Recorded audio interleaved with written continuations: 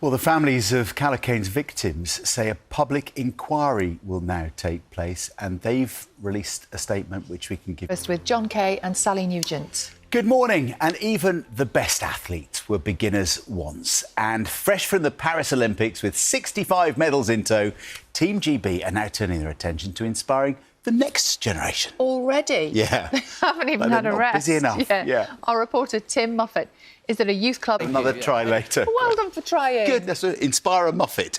That's what it's about. Yes. John's here with the rest of the sport. Doreen, fantastic. And why would you go anywhere else? If you're watching in Butte this morning, Colin and Doreen, thank you for that. And if you're watching this morning and you also have a favourite holiday destination. But now it's time to get the news, the travel and the weather where you are. Extraordinary access to be able to see all of that. That photographs survived.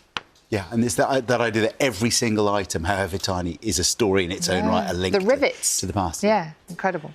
It's 6:30 and it's time to get the news, the travel and weather from our teams around the UK. See you in a minute. $43 million a month. That's a lot of cash.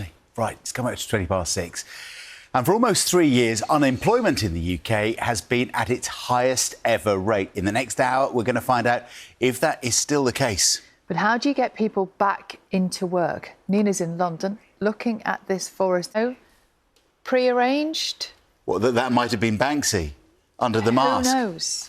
You never know. Well, we're talking about it now, aren't we? Which means that it got more publicity for Banksy. Yeah. And who knows what? We've had 8 so far in as many days. Maybe there'll be another one today. Who knows? It's like Advent calendar, isn't it? Every day you open another one. How many more might there be? Goodness me, it was hot yesterday, wasn't it? And unchangeable for lots of parts of the country too.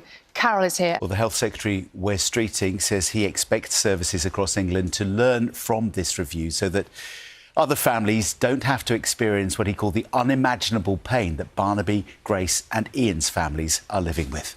We can now speak to Marjorie Wallet. To breakfast with John Kay and Sally Nugent. Good morning, here are headlines. To hear more on that story, you can listen to File On 4, The Priest and the Payoff tonight at 8 o'clock on BBC Radio 4 and on BBC Sounds too. The time right now is 7:25. Thank you for joining us this Tuesday morning. And having a loved one's ashes scattered in a place that's close to their heart can help families and friends say goodbye, whether it's a beach or a farm, even a race course. But take a look at this.